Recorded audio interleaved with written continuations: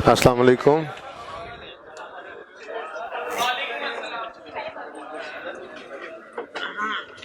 क्या हाल है? याद करने की कोशिश की? कितने बच्चों ने? ओके, चले मैं सुनाता हूँ। सुनना उसी दिन है जिस दिन आप लोगों ने याद नहीं करना। भाई क्या हो गया? भाई किधर जा रहे हो? आगे आ रहे हैं। ओके, खामोशी से सुने जो कुछ हमने अभी तक पढ़ा। 5 स्टेप्स हैं IFRS 15 में रेवेन्यू रिकॉर्ड करने के। Identify the contract with the customer, identify separate obligations of the seller, determine the transaction price, allocate the transaction price और record the revenue when performance obligation is satisfied। जी वो मैं बता देता हूँ, वहां पे पहुंचे तो सही। ठीक है, अभी तो शुरू हुआ। ठीक है, उसके बाद हमने कहा IFRS 15 से ये बता दें फिर कॉन्ट्रैक्ट को कैसे आइडेंटिफाई करना है। देखा 5 चीजें हो, छठी ना हो मेरे हिसाब से कॉन्ट्रैक्ट। 5 चीजें कौन सी हो? Both parties have approved the contract, seller has identified both parties rights, seller has identified payment terms, seller has probability that he will receive the consideration, contract has commercial substance, or contract does not contain any term which states that one party can terminate it without compensating the other। फिर हमने कहा अच्छा गड़बड़ ना हो तो revenue record करने दोगे, 5 चीजें हो और छठी ना हो। अगर कोई गड़बड़ हो तो फिर भी रेवेन्यू रिकॉर्ड हो सकता है। स्टैंडर्ड ने कहा 2 एक्सेप्शंस हैं। फुल्ली एग्जीक्यूटेड कॉन्ट्रैक्ट है, यानी कि पीओ सेटिस्फाई कर दी सेलर ने, सब्सटैंशियल पेमेंट पे कर दी बायर ने, और वो नॉन रिफंडेबल है। तो जिस दिन पेमेंट रिसीव हो नॉन रिफंडेबल वाली उस दिन रेवेन्यू रिकॉर्ड कर लो। या एक कॉन्ट्रैक्ट है जिसमें नॉन रिफंडेबल एडवांस ले रखा है और वो टर्मिनेट हो जाए, तो जिस दिन टर्मिनेट हो उस दिन उस नॉन रिफंडेबल एडवांस को। फिर हमने कहा और कुछ, उसने कहा हाँ बज़ाहिर 2 या 2 से ज्यादा नजर आने वाले कॉन्ट्रैक्ट्स को हम कंबाइन कर दिया करते हैं 3 सिचुएशंस में। Contract is entered into as a single commercial objective, contracts are a single performance obligation, a payment of one is dependent on delivery of others। हमने कहा और कुछ, उसने कहा बिल्कुल मॉडिफिकेशन भी आ सकती है कॉन्ट्रैक्ट में। मॉडिफिकेशन क्या है? Any change in price, scope etcetera. हमने कहा अच्छा तो मॉडिफिकेशन का क्या करें? उसने कहा अगर 2 सवालों का जवाब यस हो तो मॉडिफिकेशन को एक नया नकोर कॉन्ट्रैक्ट समझना और पुराने को अपनी जगह रहने देना, इसको अलग अकाउंट फॉर करना। वो 2 सवाल थे कि मॉडिफिकेशन में आने वाली गुड सर्विसेज डिस्टिंक्ट हैं और प्राइस मार्केट प्राइस है। अगर दोनों का आंसर यस है तो मॉडिफिकेशन को एक नया कॉन्ट्रैक्ट समझो, अलग से रखो उसको। कॉन्ट्रैक्ट से जान छूटी, हमने कहा अच्छा जी फिर ये बताएं आइडेंटिफाई कैसे करें परफॉर्मेंस ऑब्लिगेशंस को सेपरेटली। ने कहा जी पहली बात तो ये है गुड सर्विसेज डिस्टिंक्ट हैं तो परफॉर्मेंस ऑब्लिगेशंस मल्टीपल होंगी ना, अगर डिस्टिंक्ट नहीं है तो वो तो एक ही हो जाएगी। ठीक है, तो डिस्टिंक्ट हैं और दूसरी बात separately identifiable from the contract भी हैं, तो फिर जितनी गुड सर्विसेज डिस्टिंक्ट नजर आ रही हैं वो अलग अलग परफॉर्मेंस ऑब्लिगेशंस हैं। अगर वो डिस्टिंक्ट नहीं है या डिस्टिंक्ट तो हैं लेकिन separately identifiable from the contract नहीं है, तो दोनों सूरतों में हम एक ही परफॉर्मेंस ऑब्लिगेशन कहेंगे, उनको मल्टीपल परफॉर्मेंस ऑब्लिगेशंस नहीं कहेंगे। हमने कहा जी ठीक है, फिर क्या करें? उसने कहा था डिटरमिन करना ट्रांजैक्शन प्राइस। हमने कहा जी डिटरमिन करने के लिए क्या ध्यान करना पड़ेगा? उसने कहा 5 फैक्टर्स को ध्यान में रखना। वेरिएबल कंसीडरेशन, यानी कि कोई इंसेंटिव हो, कोई पेनल्टी हो, कोई डिस्काउंट हो, उसे कंसिडर करना। Number 2 any constraint on variable consideration। number 3 time value of money। चलें number 4 non cash consideration। number 5 consideration payable by seller to customer। अगर ये 5 चीजें हो तो इनका ध्यान करना। क्या ध्यान करना? इंसेंटिव पेनल्टी को एडजस्ट कर लेना ट्रांजैक्शन प्राइस में, कंस्ट्रेंट की कोई एग्जांपल नहीं है, फेयर वैल्यू लेना नॉन कैश कंसीडरेशन की, और consideration payable by seller to buyer हो तो उसको रिडक्शन ऑफ ट्रांजैक्शन प्राइस ले लेना, और टाइम वैल्यू ऑफ मनी का मतलब है अगर कोई बहुत एक्सटेंडेड पीरियड हो आपकी कॉन्ट्रैक्ट के अंदर पेमेंट का तो उसमें फाइनेंसिंग पोर्शन अलग करना और गुड्स के लिए जो आपने पैसे मांगे हैं वो अलग कर लेना। ठीक है, इसकी सारी एग्जांपल्स आपके होमवर्क में थी। एक एग्जांपल भाई साहब ने वहाँ पे हाईलाइट किया, उसकी तरफ मैं एंड में आता हूँ। पहले ज़रा जो बात कर ली है उसको एंड तक, बल्कि मेथड्स भी इसमें थोड़े से बात करने हैं ना एंड पे। चलो ठीक है, अब वो एग्जांपल की बात कर लेते हैं। अब एग्जाम्पल जो थी बिल्ड कंपनी की, वो एग्जाम्पल क्या थी जरा पढ़ लेते हैं। वो कहता है build company, page number 836, variable consideration example. Build company enters into a contract to build an oil rig for 100,000.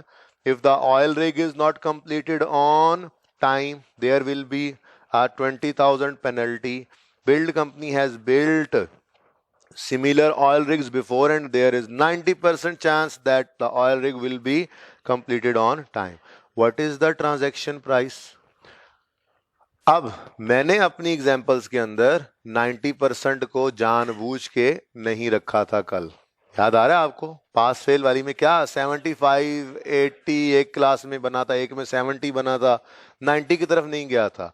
उसकी वजह यह है कि 90 का मतलब 100 ही होता है। 90 को क्या कहते हैं? High chance. बड़े होंगे आप, IAS 37 पढ़ेंगे तो आपको पता लगेगा 90% या उससे अबव किसको कहते हैं? हाई चांस को। इसकी निशानी क्या है? लिखा हुआ मिला था एक्सेप्शन नंबर 1 के अंदर, कॉन्ट्रैक्ट में गड़बड़ है तो सेलर ने पेमेंट कर दी है, सेलर ने पीओ सेटिस्फाई कर दी है और बायर ने सब्सटेंशियल पेमेंट की है जो नॉन रिफंडेबल है। और सब्सटेंशियल को अंडरलाइन करके मैंने क्या लिखवाया था? 90%। और मैंने वहां पे इस बात को छेड़ा नहीं था, जान के नहीं छेड़ा था। ठीक है, 90% स्टैंडर्ड नहीं कहा सब्सटेंशियल को 90%, लेकिन किताबें क्या कहती हैं? 90 का मतलब 100 ही होता है।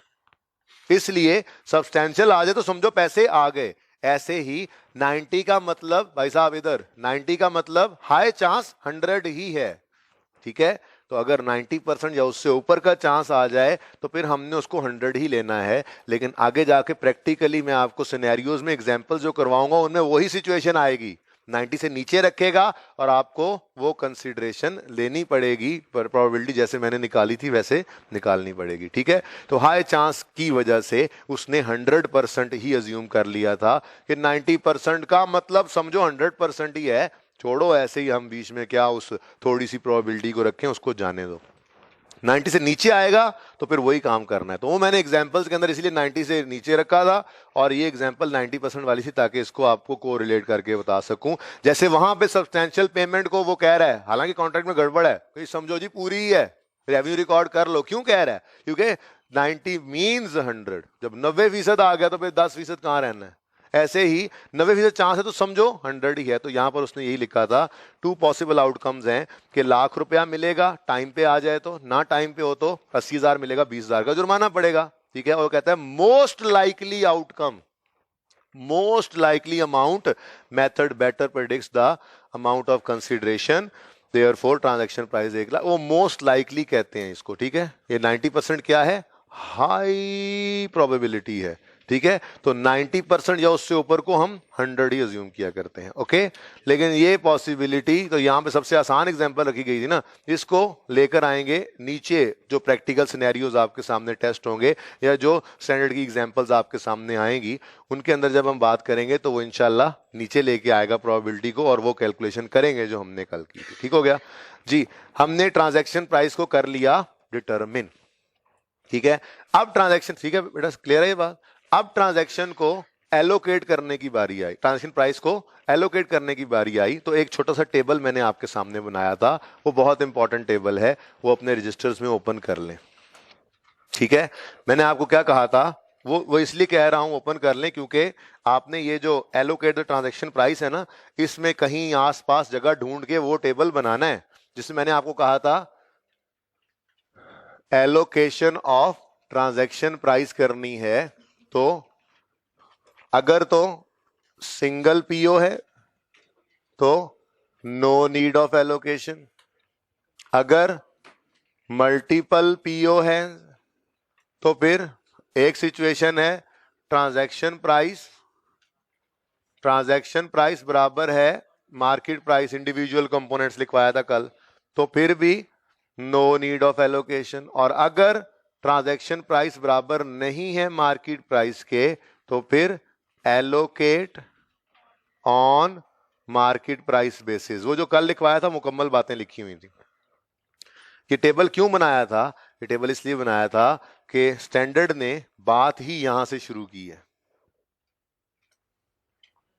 ये वाली बात आपके सामने, मैप यही बनता है, तरतीब यही थी, इसलिए कहा था ये टेबल बना लो। तो जिन्होंने ये टेबल कल बनाया था कॉपीज पे, रजिस्टर्स पे, ठीक है, बनाया था, कितने बच्चों ने बनाया था? सब नहीं बनाया होगा, इंपॉर्टेंट बात थी, ठीक है। ये टेबल अपने इस पॉइंट के साथ आसपास कहीं जगह मिले तो छोटा छोटा करके लिख लेना। इसको जैसे ही जाके आप ये पढ़ने आओ, आप ये पॉइंट इसी तरह से पढ़ो, ठीक है। क्यों? क्योंकि स्टैंडर्ड ने बात कहां से शुरू की है? वो बात ही यहां से शुरू कर रहा है। बहरहाल हमारे सामने अब पूरी पिक्चर है कि अगर तो पीओज, अगर पीओ ही एक है तो there is no need of allocation, और अगर मल्टीपल पीओज हैं लेकिन transaction price is equal to market price of each individual component of transaction, weight वाली एग्जांपल मैंने कहा था आपको, ऐसे ही लिखवाया था, तो फिर again there is no need of allocation. और अगर मल्टीपल पीओज हैं और ट्रांजैक्शन प्राइस बराबर नहीं है मार्केट प्राइस के तो फिर क्या करो? Allocate the transaction price on the basis of market price. तो फिर हम उसका तरीका क्या रखा करते थे? हम कहा करते थे जी ये परफॉर्मेंस ऑब्लिगेशन 1 और परफॉर्मेंस ऑब्लिगेशन 2 हैं और हमारे पास मार्केट प्राइस है इनकी, ठीक है जी। और उस मार्केट प्राइस, उन मार्केट प्राइस की बेस पर हम ट्रांजैक्शन प्राइस को क्या कर लिया करते थे? एलोकेट। ट्रांजैक्शन प्राइस हमें एक गिवन होती थी, हम ट्रांजैक्शन प्राइस जो यहाँ पे गिवन होती थी उसको हम मार्केट प्राइसेस गिवन होती थी उनकी बेस पर एलोकेट कर लेते थे, यही करते थे। ये एलोकेशन का तरीका तो यही है।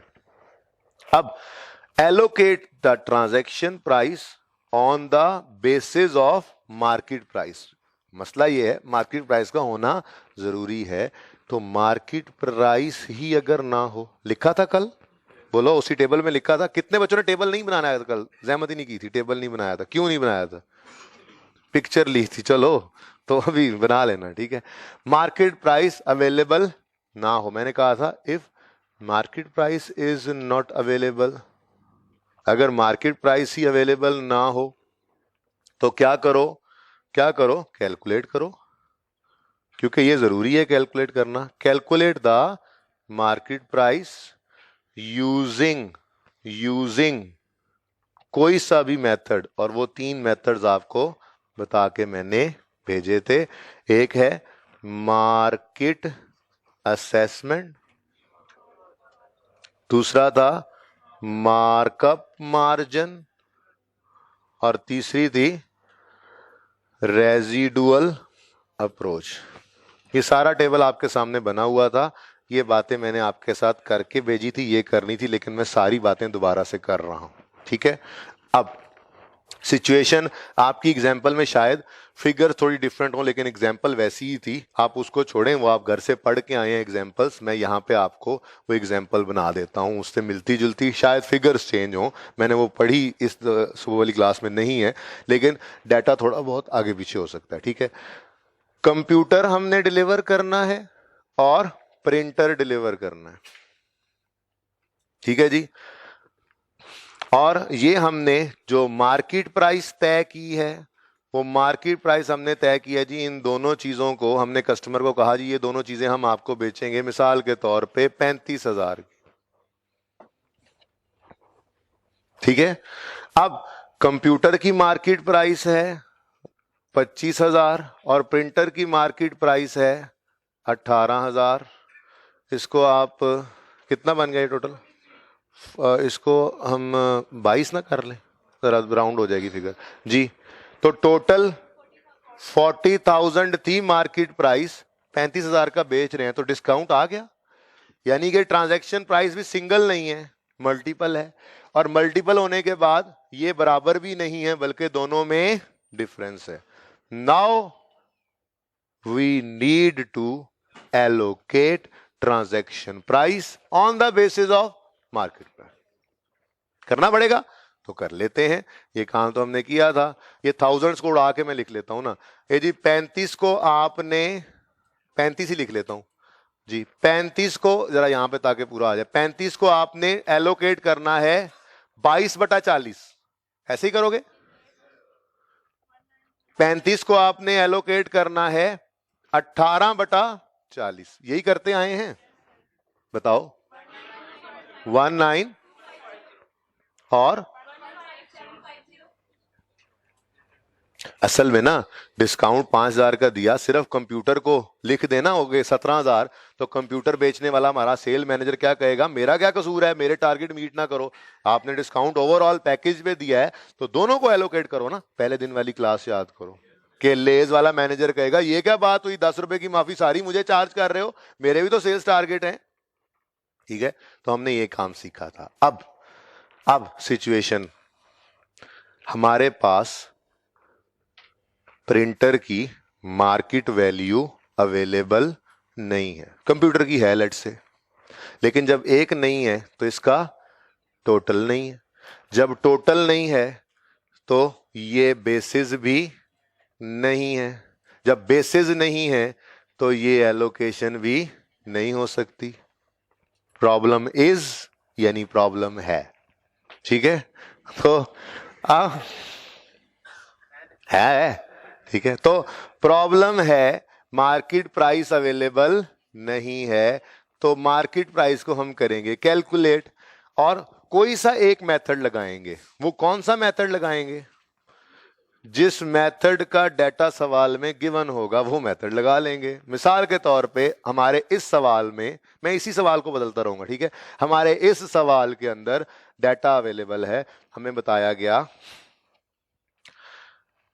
आपके प्रिंटर की मार्केट प्राइस तो अवेलेबल नहीं है, लेकिन आपके कंपेटिटर की market price of competitors printer ये है अवेलेबल, और ये है कोई 15,000. कितने का बेच रहे थे पहले हम?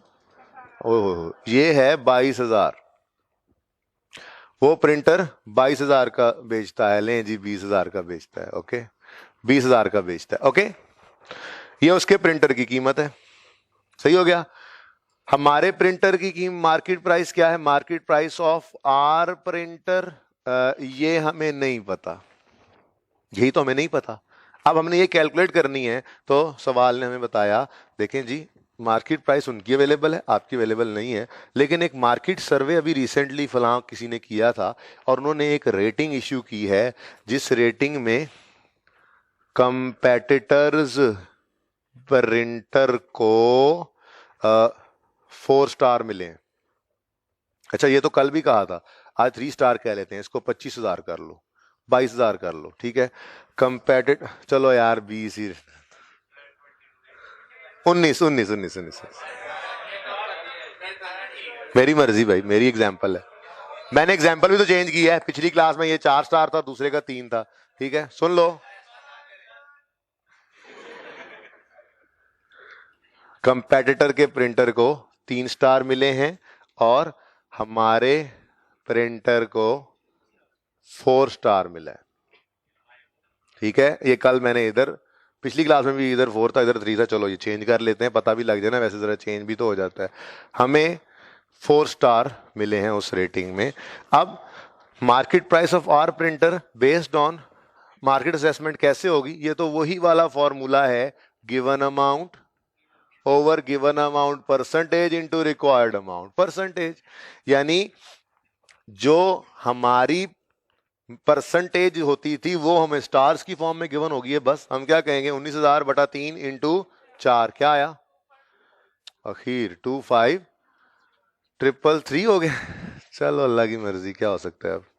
लो जी, कंप्यूटर से महंगा प्रिंटर है, कोई आखिर किस्म का प्रिंटर है, कलर लेजर प्रिंटर है, और कंप्यूटर है में सादा सा डेस्कटॉप है जी. 25,300 आ गई मार्केट प्राइस. तो टोटल करो. अब 4733 आ गया। अब इसकी बेस पे एलोकेशन करो, 35 को आप करो 22/47 कर लो, बस ठीक है, राउंड कर लेना, और 25/47, ठीक है, राउंड कर लेना, फिगर बता दो। 35 टोटल करना है। हाँ जी, 35 टोटल करना है ना पायन। अब क्या करूंगा, अब पिछली क्लास में ये नहीं हुआ था, इस दफा हो गया, बस ठीक है। 33 16267 और 732 एलोकेट हो गया। नहीं थी मार्केट प्राइस, प्रॉब्लम आई, कैलकुलेट करने गए, डाटा था मार्केट असेसमेंट का, कर लिया कैलकुलेट, ठीक है। ऐसी ही एग्जांपल आपकी 1 थी। ओके, दोबारा वापस चलते हैं। Market price is not available, so total is not available. If total is not available, this cannot be done. If this cannot be done, this cannot be calculated.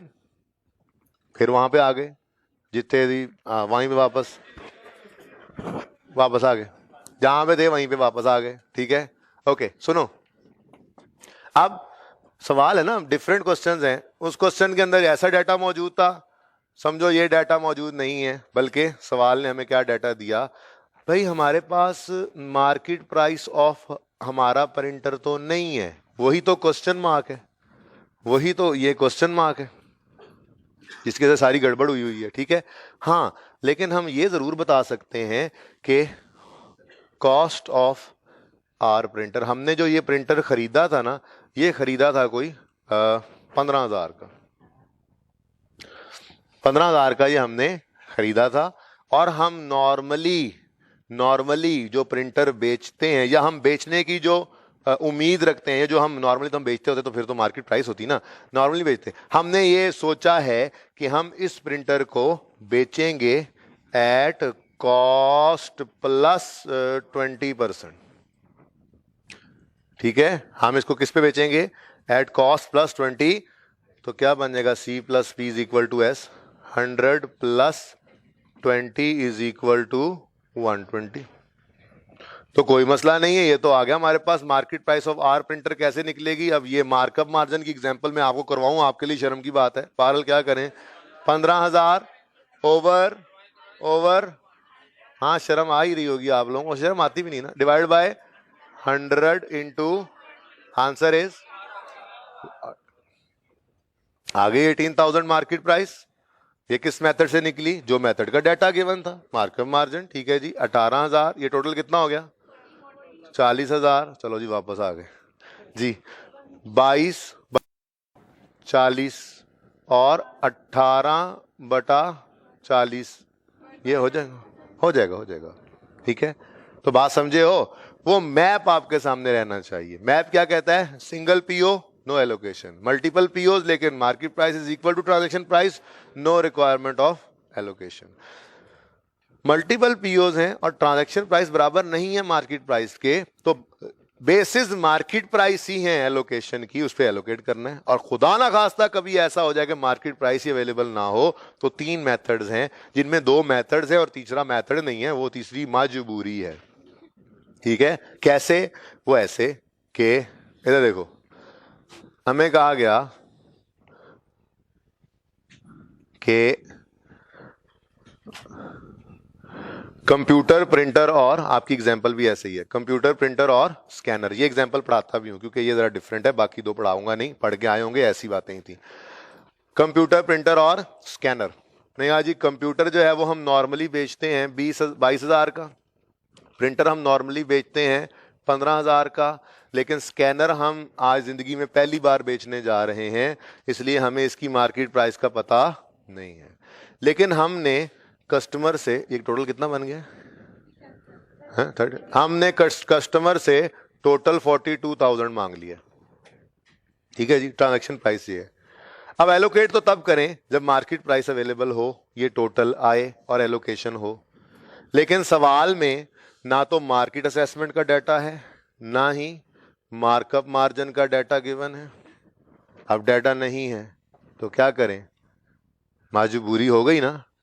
अब स्टैंडर्ड ने कहा कोई गल नहीं, 42,000 में से 22,000 मार्केट प्राइस कंप्यूटर की, 15,000 printer की, तो बैलेंसिंग कितना बचता है? 5000। रेजिडुअल सारा किसका? स्कैनर का। तो इसको कह सकते हैं, ये वही सिचुएशन बन गई, market price is equal to, ये लिख लो अलग से, दोबारा लिख लो, चाहे इसको आप ना भी लिखो तो भी कोई मसला नहीं है, ठीक है। अब स्कैनर वाले मैनेजर ने रोला डालना है ना, क्यों? क्योंकि ये वर्स्ट सिनेरियो है कि सारा डिस्काउंट स्कैनर को एलोकेट हो गया, लेकिन हम कहेंगे चुप करके बैठ, नवा आया गल्ला कर दे, चुप, कोई बात नहीं, क्या हो सकता है अब, क्योंकि हमारे पास कोई और हल नहीं है, ठीक है। तो हमने फिर रेजिडुअल अप्रोच को यूज किया। मेथड ये तीसरा मेथड नहीं है, ये तीसरा तो ये है कि जब दो मेथड्स का डाटा नहीं होगा तो फिर हम एंड पे आके यही करेंगे, रेजिडुअल अप्रोच, बस कुछ नहीं हो सकता। दो की मार्केट वैल्यू है, तीसरी की टोटल में से बाकी माइनस कर लो। इसका नुकसान क्या है? वो लेज वाले ने चीख के सबको डिस्ट्रीब्यूट करवाया था, यहाँ पे स्कैनर वाला चीख के सबको डिस्ट्रीब्यूट नहीं करवा सकता। हम कहेंगे जा फिर अपने स्कैनर की मार्केट वैल्यू ले आ, हम यहाँ पे लिख देते हैं और उसके बाद एलोकेशन कर लेंगे। अब तुम्हारे पास तो मार्केट प्राइस ही नहीं है, नए तुम आए हो अभी, दो जुमा 8 दिन, जुमा 8 दिन हुए तुम्हें, और बातें करते हो डिस्काउंट एलोकेट हो रहा है, टारगेट ये वो, चुप करके बैठो, रेजिडुअल अप्रोच लग गई है। ओके, ये एग्जांपल पढ़ लें जरा, बल्कि यूं करते हैं, ये पॉइंट सारा ही पढ़ के आते हैं क्विकली।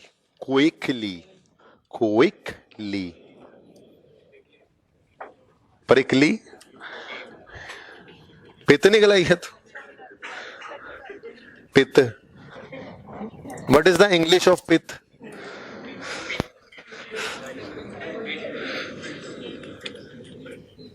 किधर गए? Okay, learning outcome 5 step number 4, learning outcome 5 step 4।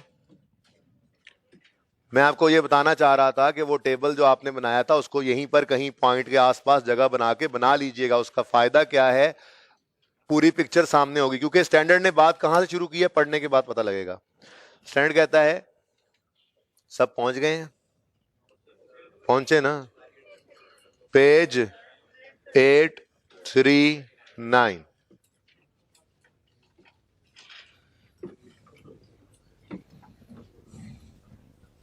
पहुंच गए। The entity allocates a contract's transaction price to each separate performance obligation on a relative standalone market price, ठीक है ना। standalone selling price किसे कहते हैं? market price basis at contract inception, contract के start पे, ये स्टार्ट भी कर रहे होते हैं ना, पहले दिन खड़े होकर हम कहते हैं ये कॉन्ट्रैक्ट हुआ, ये ट्रांजैक्शन प्राइस एलोकेट हो गई। अब जैसे जैसे उस कॉन्ट्रैक्ट में वो ऑब्लिगेशन सेटिस्फाई होती जाएगी, रेवेन्यू रिकॉर्ड करते जाओ। तो allocation at the Inception of contract हम करते हैं। लेकिन उसने ये बात क्या की है कि कह रहा है एंटिटी एलोकेट करती है transaction price on the basis of market price. क्या सिंगल पीओ हो तब भी करेगी? क्या मल्टीपल पीओज हो और ये उससे तो फिर भी करेगी? नहीं। तो उसने बात ही यहां से शुरू की थी, पूरी पिक्चर यही है, बात उसने यहां से शुरू की। क्या कह रहा है? Entity allocates the transaction price on the basis of, ठीक हो गया। उसके बाद फिर आगे क्या है? आगे मार्केट प्राइस की डेफिनेशन है। फिर एग्जांपल 1 और 2, ये एग्जांपल 1 और 2 अब तो कर ही ली, हाथ खड़ा करें, अब तक कर ही ली ये एग्जांपल 2। अभी भी आपकी क्लास में आधे हाथ खड़े हुए हैं, जरा ऊंचा हाथ खड़े करें, ये अब जानबूझ के किया आप लोगों ने। ये 2 एग्जांपल्स हो गई हैं, इस जैसी कई एग्जांपल्स मैंने करवाई थी, ये एग्जांपल्स कहा था आपको कर लें, पहले दिन से होमवर्क दिए जा रहा हूं, ठीक है। अच्छा, अब ये तो बता दिया कैसे होनी है on the basis of market price, लेकिन अगली बात पढ़े जरा, अगली बात, एग्जांपल्स खत्म हो गई, एग्जांपल खत्म हो गई, आगे आए, अगली हेडिंग पढ़े, what are the methods of estimating standalone selling price. बीच में से छोटी सी बात फिर स्किप हो गई, क्या? ये बात, allocate the transaction price on the basis of market price, और आगे ये छोटी सी बात नहीं लिखी, if market price is missing we will calculate the market price by using following methods. और फिर मेथड्स आ रहे हैं, तो फिर पूरी पिक्चर क्लियर तभी होती है जब ये जो यहां पे जगह मिले ये नक्शा बना लेंगे, ठीक है ना। तो इफ, बल्कि यूं असल में ना ये मसला तब आएगा, ये मेथड्स तब जरूरत पड़ेंगे प्राइस मिसिंग होगी। ये बात उस स्टैंडर्ड ने लिखी नहीं, बस ऐसे ही ये नोट्स में आईकैप ने बिल्कुल ऐसे ही लिख दिया साथ ही। तो इस पे लिखना चाहो मर्जी है, टेबल बना हुआ है तो बहुत अच्छी बात है, लिखना चाहो तो यूं लिख सकते हो, If market price is missing, we can calculate the market price by using any of the following methods. और फिर नीचे methods आ गए. तो ये सारी पिक्चर आपके सामने थी कल, मैप आपके सामने था, ठीक है. और नीचे 3 मेथड्स हैं. Adjusted market assessment approach, example 1 homework था, आज भी होमवर्क है. Expected cost plus margin approach, homework था, ये हमेशा होमवर्क ही है, पढ़ाऊंगा भी नहीं, शर्म आनी चाहिए आपको. ये एग्जांपल मुझसे पढ़ करके जरूर देख लीजिएगा ये एग्जांपल्स. एग्जांपल नंबर 3 है residual approach. A manufacturer produced and sold a customer a computer, printer and a scanner. ये डिस्टिंक्ट हैं और सेपरेटली आइडेंटिफिएबल भी हैं. कंप्यूटर, प्रिंटर, स्कैनर कह रहा है अलग अलग. इसका मतलब 3 पीओज हैं. ये तो हमने वैसे ही डिसाइड कर लिया, वैसे सवाल ने सब कुछ खुद ही बताया हुआ है, पर हमें सवाल की मोहताजी की जरूरत नहीं. एक जुमला पढ़ के हम अब ये चीज डिसाइड कर सकते हैं. He has determined that these are 3 separate performance obligations and regularly sells the printer for 300, computer for 700. This is the first time manufacturer is going to sell scanner. Hence there is no sale price identified for scanner at market price. ठीक है जी, as standalone selling price. Solution क्या है? Allocate the transaction price to separate performance obligations. उसमें solution क्या है? There are 3 obligations. Printer, computer, scanner. 300 market price, 500 market price computer की और 250 balancing figure scanner को फेंक दी. अब इसमें हुआ क्या है, इसमें सारे का सारा डिस्काउंट स्कैनर को एलोकेट हो गया. ठीक है, तो यूं लिख सकते हैं आप एंड पे, it is the worst method as, हाँ वर्स्ट मेथड है. इन तीनों में वर्स्ट आपको आसान लग रहा है ना, लेकिन देखो ना, अकाउंटेंट बन के जो ना सेल्स मैनेजर बन ना, तो this is the worst scenario because all the discount has been allocated to scanner. Okay, ठीक है जी.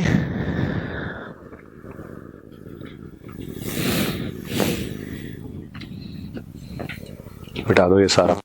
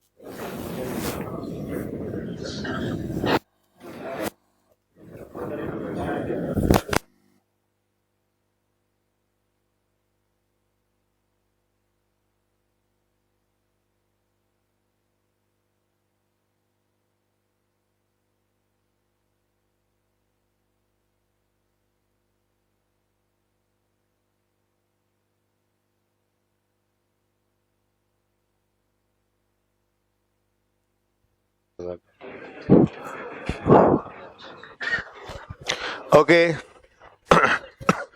बुक्स कर दें अभी क्लोज, देख लेते हैं फिर जब जरूरत पड़ेगी तो. बुक्स बाद में ओपन कीजिएगा. अब सब बुक्स क्लोज करें, ध्यान करें इधर. स्टेप 5 क्या था जी? Record the revenue when performance obligation is satisfied.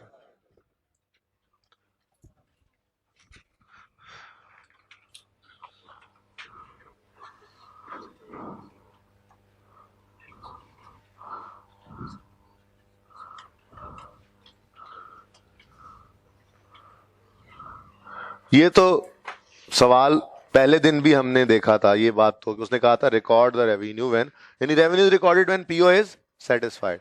लेकिन मैंने पहले ही दिन आपको इसके साथ एक चीज लिखवाई थी स्टेप 5 के साथ, कुछ याद है? इसी दिन के लिए लिखवाई थी, कुछ याद आ रही है बात? देखे नहीं, वैसे कोशिश करें जी। Normally revenue is recorded when control is shifted या ट्रांसफर टू द कस्टमर। तो मैं यूं कह सकता हूं revenue is recorded when PO is satisfied. और पीओ कब सेटिस्फाइड? ये पीओ इज सेटिस्फाइड, इधर मैंने लिखा PO is satisfied when control is transfer to customer. तो ये दूसरी बात हम लिख लेंगे, ये लिखेंगे हम, जब मैं कहूंगा तो ये लिख लेंगे, जो स्टैंडर्ड ने बातें लिखी होंगी उसकी बजाय यही लिख लेंगे, यही फिर याद कर लेंगे, ऐसे ही ज़हन में रखेंगे, ठीक है। अब अगली बात जरा समझने वाली क्या है कि कंट्रोल किसे कहते हैं, ठीक है। वो जो कह रहा है कि यूं समझो कि जब कंट्रोल ट्रांसफर होना है तो रेवेन्यू रिकॉर्ड करना है, ठीक है। तो फिर कंट्रोल कहेंगे किसको? जी, कंट्रोल की डेफिनेशन जो स्टैंडर्ड देता है वो ये देता है कि कस्टमर साहब उस गुड या सर्विस के सारे बेनिफिट्स लेने वाले हैं और कस्टमर साहब ही वो शख्स हैं कि जो दूसरों को फायदा लेने से रोक सकते हैं। तारिक साहब क्लास में आ चुके हैं। तारिक साहब पिछली क्लास में और बंदा था और उस्ताद थे, ठीक है। तीसरी क्लास में और बंदा होगा और उस्ताद होंगे, ठीक है। बहरहाल तारिक साहब जो क्लास में आए हैं, तारिक साहब ने सर मुमताज़ साहब से ये एग्रीमेंट कर लिया कि आप अपनी गाड़ी मुझे बेच दीजिए, ठीक है। और सर मुमताज़ इस पे एग्री कर गए। तारिक ने कहा चूंकि मैं स्टूडेंट हूं इसलिए यकमुश्त पेमेंट तो मैं नहीं कर सकता, मैं आपको इंस्टॉलमेंट्स में ये पेमेंट कर दूंगा। और आपस में इनका एग्रीमेंट यही तय हो गया कि लेट्स से फॉर एग्जांपल एक साल के अरसे में तारिक ये पैसे पे कर देगा। अब क्या एक साल बाद ये किस्तों वाली गाड़ी तारिक को मिलेगी या ये गाड़ी आज ही मिल जाएगी? सेल ऑन इंस्टॉलमेंट बेसिस का मतलब यही होता है कि चीज आप ले जाएं और पैसे आप आहिस्ता आहिस्ता देते रहिएगा, ठीक है। वो अलग बात है कि टाइटल ट्रांसफर होगा नहीं होगा वगैरह वगैरह, वो तो बात की बात है। लेकिन अब तारिक ही वो आदमी है जो सर्दियों में धुंध और ठंडी हवा से बैठ के बच जाएगा उस गाड़ी में। तारिक ही वो आदमी है जो बारिश में गीला होने से बचेगा उस गाड़ी में बैठने से।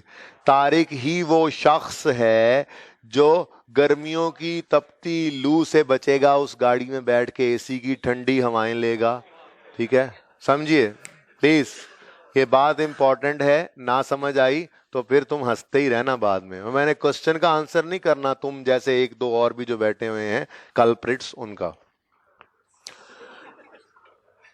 तो तारिक कौन है जो इस एसेट से, इस कार से आने वाले सारे फायदे अब ले रहा है, बेनिफिट्स ले रहा है, ठीक है। और तुम्हारा क्या नाम है? राफे। राफे ने कहा तारिक क्या बात है, गाड़ी ली है? नहीं। कहाँ जा रहे हो? मैं गुलबर्ग, मैं असल में क्लासेस पढ़ने जाना आना होता था ना, तो इसलिए गाड़ी ले ली। गुलबर्ग में भी क्लास पढ़ता है कि यहाँ से जाके।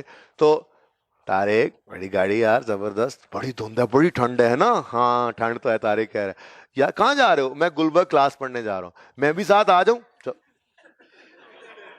चल पीछे हट के खड़ो, पीछे हट के खड़ो, पीछे, खबरदार गाड़ी के नजदीक आए। हाँ?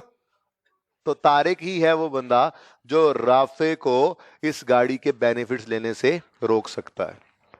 तो स्टैंडर्ड ने यही कंट्रोल को डिफाइन करने की इसी तरह से कोशिश की है कि customer is the person who can get benefit from the good और सर्विस, ठीक है, and refrain, abstain, prevent others from taking benefit from that good और सर्विस। तो वहां पे जरा मुश्किल तरीके से बात लिखी हुई है, इसको मैं इसीलिए आपके लिए यहां पर लिख देता हूं कि कंट्रोल का मतलब क्या है। कंट्रोल का मतलब क्या है? कंट्रोल कस्टमर का हो गया कब? जब हम कहेंगे control means customer is the person who can get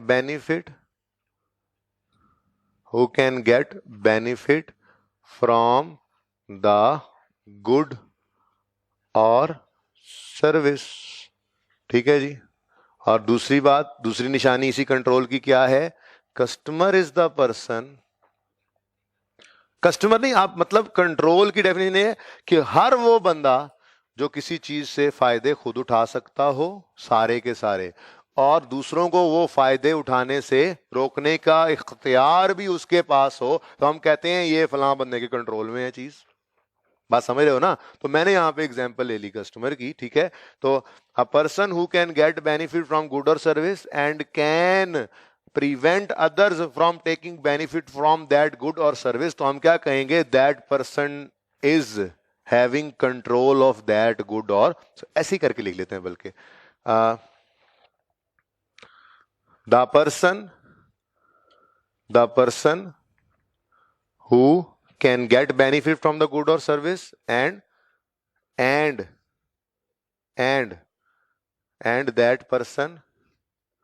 that person can prevent, आसान वाला लफ्ज लिख लेते हैं, prevent, refrain, prevent, abstain, that person can prevent others from taking benefit of that good और सर्विस। तो हम क्या कहेंगे?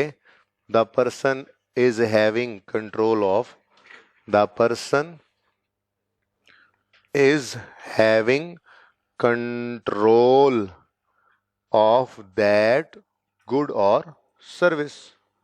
बात समझ गए हो? बात समझे हो? तो स्टैंडर्ड ने कहा revenue is recorded when PO is satisfied. अब फिर स्टैंडर्ड ने ही कहा जो मैंने पहले कह दिया था कि PO is satisfied when control is shifted to customer. अब कंट्रोल क्या है?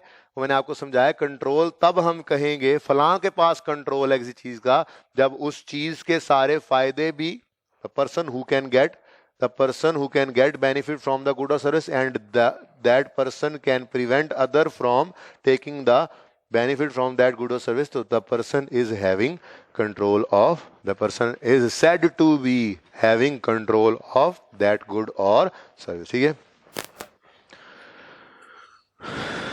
इसको अगर ऊपर लिख लें तो इसके आगे if डाल के ये दो बातें लिख लेना, if that person can get, if that person, ऐसे बेहतर है। वैसे अब बेहतरीन हो गया काम, ये लें, ये आप पहले लिख लेना। आप क्या कहना? The person is having control of that good or service if that person can get benefit from the good or service and that person can prevent others from taking benefit of that good or service। तो फिर हम क्या कहेंगे? इस person के पास इस good या service का क्या है? कंट्रोल है। सिंपल सिंपल थी ना बात? चलें, ये तो ऐसी ही बात थी। स्टैंडर्ड ने कहा अच्छा जी ठीक है, revenue is recorded when PO is satisfied. और साथ ही स्टैंडर्ड ने क्या कहा? पीओ सेटिस्फाई कब होती है? जब control is shifted, transfer to customer. तो फिर स्टैंडर्ड ने कहा अच्छा जाग जाओ भाई, स्टैंडर्ड कुछ कहने लगा। स्टैंडर्ड ने कहा ये जो कंट्रोल ट्रांसफर होने पर रेवेन्यू रिकॉर्ड करना है, तो कंट्रोल ट्रांसफर होने की कोई निशानियां भी होंगी? हमने पूछा कोई निशानियां होंगी? स्टैंडर्ड ने कहा हाँ, there are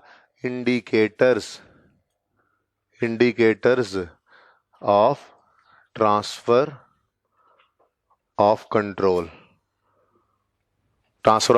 to customer। There are indicators, Mr. User, Mr. Accountant, there are indicators of transfer of control to the customer। वो कौन से हैं? लिख लीजिएगा बाद में, फिलहाल सुनते रहें, अभी तो आसान आसान बातें हैं। Number 1, the seller has right to receive payment. The seller has right to receive payment. क्या नाम था तुम्हारा? अहमद, तुम बीमार हो? अल्लाह तुम्हें सेहत दे। घर जाके तैयारी करोगे या यहीं पे? हैं, यहीं पे? कौन जाके घर तैयारी करेगा छुट्टियों में? हाँ, ओके, छुट्टियों में। हाँ, अहमद फैसलाबाद से हो ना तुम? अहमद ने रैपली में फैसलाबाद जाके तैयारी करनी थी और चला गया, घर जाके तैयारी कर रहा है बैठा सुकून से, ठीक है। 2 दिन 4 दिन गुजर गए। अब ये सुबह सुबह नमाज के वक्त उठता है, नमाज पढ़ के तो पढ़ने बैठ जाता है। छुट्टी का दिन है तो बाकी सब बहन भाई घर वाले सोए हुए हैं, ये नमाज पढ़ के वो सब सो गए, ये नमाज पढ़ के पढ़ने बैठ गया। तो खुदा से 11 बजे तक पढ़ा था कि अम्मा ने आके कहा बेटा तूने नाश्ता नहीं करना। मैं कहा अम्मा नाश्ता तो करना है। तो मैं बेटा जा, पढ़ाई तो तू कर रहा है लेकिन बाकी सारे बहन भाई सोए हुए हैं। तो छोटा भाई भी सोया पड़ा है, वो तो मैं हिला हिला के, उसने तो लात भी नहीं खींची। तो मेरा बच्चा जा जाके ना घी का डिब्बा ले आ, ठीक है, पराठे बनाने हैं, घी खत्म हो गया। दही भी ले लेगा, दही लेने जाएगा बाद में, अभी रुको, ठीक है, प्लीज प्लीज प्लीज प्लीज, दही लेने भेजेंगे अगली सिचुएशन में, फिलहाल रहने दो। अब ये घी का डब्बा लेने के लिए दुकान की तरफ चल पड़ा। वहां पे गया, दुकानदार को जाकर कहा भाई साहब वो घी का डब्बा दे दीजिए। अब दुकानदार ने कहा छोटे वो घी का डब्बा उतार के भाई साहब को लाके दे दो। अब वो छोटू गया, उसने ऊपर वो पौड़ी लगा के, ऊंचा पड़ा था ये जिसने मांगा था, ठीक है, सीढ़ी लगाकर इसने ऊपर से डब्बा उतारा, ला के काउंटर पे रखा, डबल शॉपर चढ़ाया, ठीक है, और इसके हवाले किया। अब जैसे ही इसने घी का डब्बा पकड़ा, दुकानदार क्या कहेगा, मुझे पैसे दे दो इसके। यानी दुकानदार जब ये कहने के काबिल हो जाए कि मुझे पैसे दे दीजिए मिस्टर कस्टमर, तो इसका मतलब कंट्रोल, ये एक निशानी है अकल वालों के लिए कि कंट्रोल ट्रांसफर हुआ है। बात समझ? अब जिनको अकल नहीं है उनके लिए निशानी नहीं है, ठीक है। तो दुकानदार ये थोड़ा ही है, इसने कहा भाई वो डिब्बा दे दें, सकता है ऐसे नहीं, वो कंट्रोल ट्रांसफर ही ना करे तो सेलर के पास ये राइट टू रिसीव कैश जो है ना, ये नहीं बना।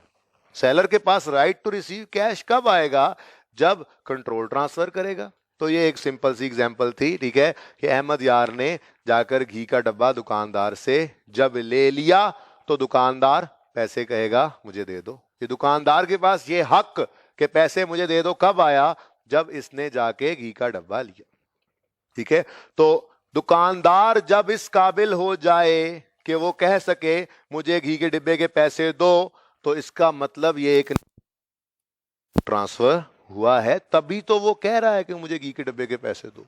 ना देता घी, कंट्रोल में इसके ट्रांसफर ना कर, अब ये घी के पराठे कौन खाएगा, अहमद यार। अब ये घी के पराठे इस हमाद को कौन नहीं खाने देगा, अहमद यार।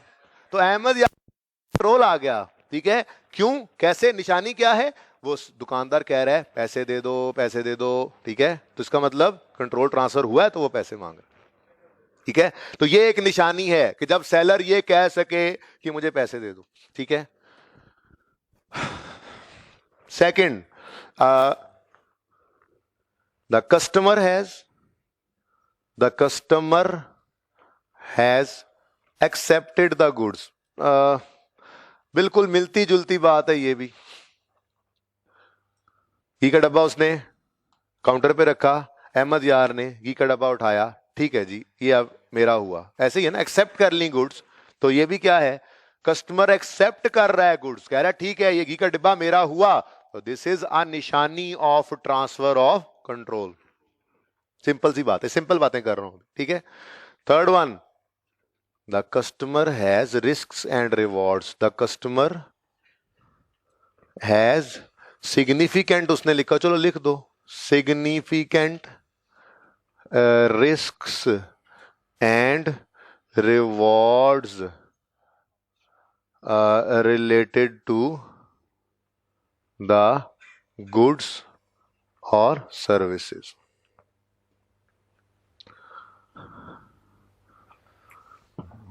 बल्कि इसको यूं लिखना चाहिए, risks and rewards significant risks and rewards are, ज़्यादा इजी मैं कर रहा हूँ वो बातें कि आप ये 5 लिख लेंगे तो आप यही याद रखेंगे, क्योंकि ये बातें पेपर में थियोरेटिकली आए तो करनी है, अगली एक्सप्लेनेशंस तो आपको समझाने के लिए होती हैं जो किताब में लिखी होती हैं, ठीक है।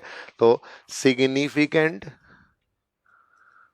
रिस्क्स एंड, बात वही है, बस थोड़ा मुझे लगा ऐसे ज्यादा बेहतर है। Significant risks and rewards are transferred to the customer, ये जरा बेहतर होगी बात। अब घी का डब्बा तो कर नहीं सकते, शीशे वाला तो था नहीं कि तोड़ लें। चलो, ये वहां गया ही खड़ा है तो इसने कहा अंकिल मुझे ना एक बोतल भी दे दो। फैसलाबाद में अंकिल ही कहते हैं, ठीक है। पिछली क्लास में मैंने अंकिल कहा था वैसे इत्तेफाक से, तो मुझे अच्छा लगा। तो इसने कहा एक कोका कोला की रेगुलर वाली बोतल दे दे मुझे, बड़े दिन हफ्ता हो गया घर बैठा था, निकल के बाजार की तरफ आया ही नहीं, तो बोतल मैंने पीनी है, ठीक है। अब दुकानदार ने कहा प्लीज, दुकानदार अब भाई अपने पर्सनल सारे मामला अपने तक रखा करें। दुकानदार ने कहा छोटे जरा भाई साहब को कोका कोला की बोतल पकड़ा दे, एक छोटी बोतल। अब छोटे ने जाके जो फ्रीजर खोला और बोतल पकड़ी और निकाली तो उसके हाथ से वो बोतल छूट कर गिरी और टूट गई। दुकानदार अहमद से इसके पैसे मांग सकता है? दुकानदार अहमद यार से कैसे पैसे मांग सकता है? अभी तो रिस्क्स एंड रिवॉर्ड्स ट्रांसफर ही नहीं हुए थे। अभी तो बोतल के अंदर वो बीमारी वाला जो सारा लिक्विड होता है वो पीने का भी अभी इसको हक नहीं मिला, और हमाद को वो पीने से रोकने वाला भी ये नहीं बना था। रिस्क्स भी अभी इसके नहीं हुए थे कि अगर वो गिर के टूट गई तो उसके पैसे इसको देने पड़ेंगे, ठीक है। लेकिन सिचुएशन नंबर 2, इसने बोतल मंगवाई और वो बोतल छोटे ने आके रख दी काउंटर पे। अब इसके एक हाथ में वो घी का डिब्बा है, दूसरे हाथ में इसने वो मोबाइल भी अब निकाल लिया। पता है ना मोबाइल निकला है तो इन्हें कहा चलो मैं मैसेज पढ़ लूं। अब साथ वो मोबाइल संभाल रहा है, साथ डिब्बा, और साथ यूं बोतल पकड़ी और वो बोतल टूटी और गिर गई। दुकानदार क्या कहेगा? रिस्क एंड रिवॉर्ड ट्रांसफर हो गया था, आपने ये बोतल अपने पास ले ली थी, अब इसके अंदर बीमारी वाला लिक्विड भी आपका था और दूसरों को इससे रोकने वाले भी आप ही थे, और अगर ये टूट के गिरी है तो ये नुकसान भी आपके जिम्मे ही है, ठीक है। तो एक निशानी कंट्रोल ट्रांसफर होने की ये भी है कि रिस्क्स भी कस्टमर के हो गए हैं, रिवॉर्ड्स भी कस्टमर के हो गए हैं, ठीक है। वो बोतल पीना भी अब किसके किसके लिए रिवॉर्ड बन गया? कौन वो बोतल को एंजॉय करेगा? बाद में बीमार होगा कस्टमर। और कौन उस बोतल को अगर टूट जाए तो उसका नुकसान भरेगा? तो रिस्क एंड रिवॉर्ड ट्रांसफर हो जाना कस्टमर को, ये भी तो एक इंडिकेटर है कि कंट्रोल ट्रांसफर हुआ। कंट्रोल ये नॉर्मली पोजेशन के साथ ही ट्रांसफर हो जाती हैं चीजें, ठीक है। तो इसका मतलब सबसे इंपॉर्टेंट तो होगा ही क्या? पोजेशन। वो सबसे एंड पे लिखूंगा, फिजिकल पोजेशन, ठीक है। ये 3 बातें समझ आती हैं? ये सिंपल 3 बातें, इनको ऐसे ही याद रख लेना है, ठीक है। Seller has right to receive payment, buyer has risks and rewards, buyer has accepted the goods, buyer has legal title, buyer क्यों? कस्टमर बल्कि यूं लिखें, legal title is transferred to customer. जरा ये बात लीगल टाइटल पहले आ जाए ना, सिग्निफिकेंट रिस्क पहले आ गए, इस तरह से जरा legal title is transferred to the customer. Legal title, मिल्कियत ये तो सबसे बड़ी निशानी होती है, ठीक है। किसी चीज की मिल्कियत ट्रांसफर कर दी जाए तो इसका मतलब यही होता है कि उस चीज का कंट्रोल ट्रांसफर कर दिया जाता है। मिल्कियत तो तभी ट्रांसफर की जाती है ना जब हमें जी ये मकान आप हमें बेच दें, जी ठीक है, आप ये मकान जी बेच दिया, कितने का जी? इतने का जी, पैसे हो गए? हाँ जी हो गए, टोकन हो गया, चलें जी अब जरा आप हमारे नाम ये रजिस्ट्री वगैरह करा दें, इंतकाल करा दें, ठीक है। तो रजिस्ट्री, इंतकाल, ये ओनरशिप, ये लीगल टाइटल आपके नाम आने का मतलब ही क्या है? आपको चीज का कंट्रोल मिला है। ये तो शायद सबसे बड़ी निशानी है कि लीगल टाइटल कस्टमर को ट्रांसफर हो जाना। This is an indicator that control is transferred, and the last one is physical possession, physical possession is transferred to the customer. Okay, अच्छा जी सुने,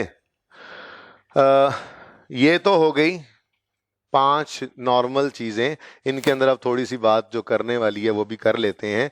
देखिए, seller has right to receive payment, seller has accepted the goods, seller has risks and rewards, seller has legal title, seller has physical possession. तो ये सारी की सारी निशानियां हैं अक्ल वालों के लिए कि कंट्रोल ट्रांसफर हुआ। तो पोजेशन, पोजेशन तो वैसे ही कंट्रोल को शो कर रहा है।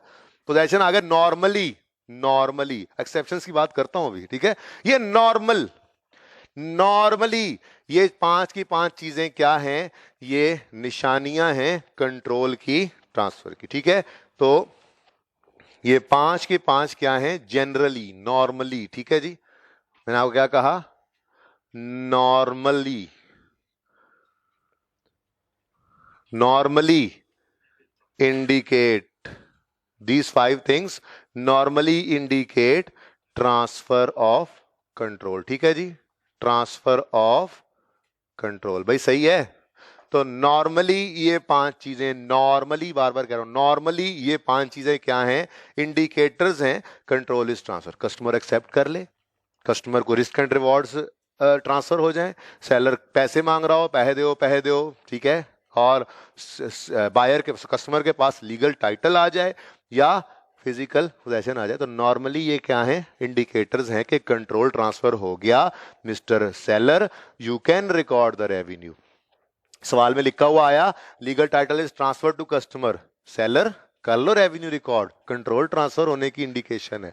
सवाल में लिखा हुआ आया physical possession is transfer to customer, situations है फिजिकल, आपको प्रैक्टिकल सिनेरियोज आ रहे होंगे, ठीक है।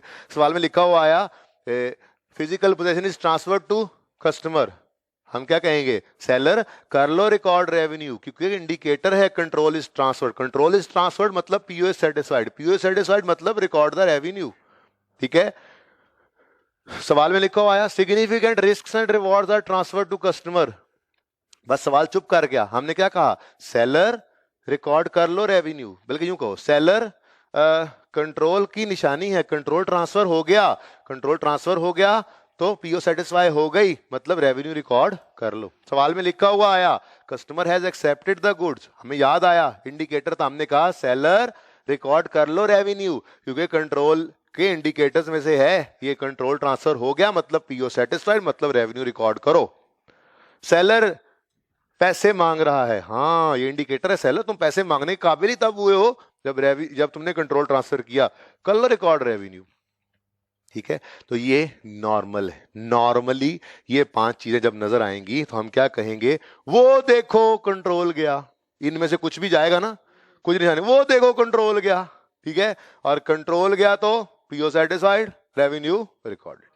अब इन जनरल रूल्स की एक्सेप्शंस हैं जो कि बहुत आसान हैं, जैसे समझाऊं वैसे ही समझिएगा, ठीक है। Legal title is transfer to the customer, ये क्या है? कंट्रोल का इंडिकेटर है। Except, except, except in a sale on installments basis.